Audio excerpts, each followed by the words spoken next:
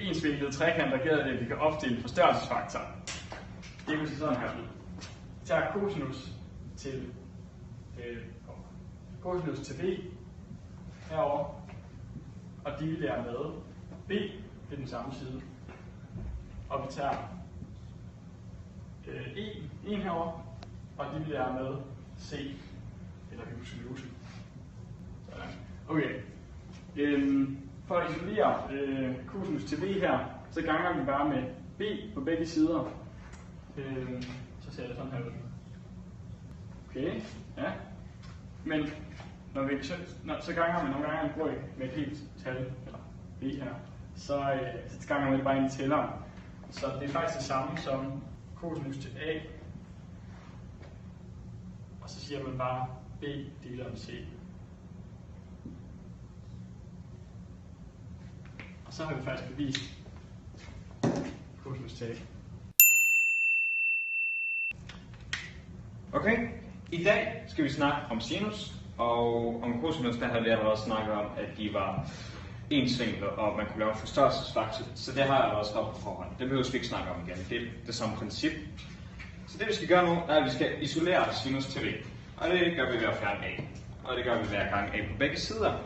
Så vi siger sinus til v er lige med 1 divideret med c gange a, og det er så præcis det samme som at sige sinus til a er lige med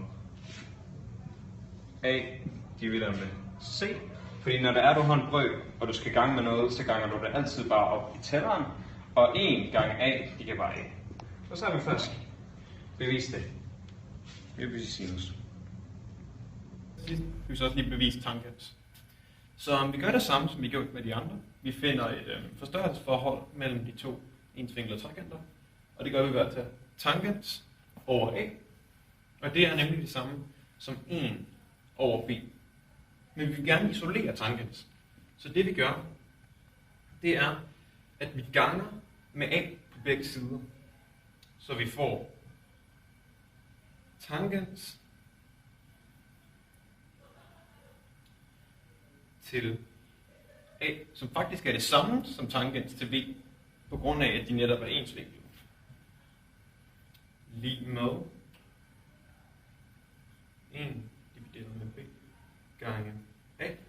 Men når man skal gange med en brøk, så ganger man med tælleren, og 1 gange a, det er jo bare a. Så det endelige resultat ender altså med at blive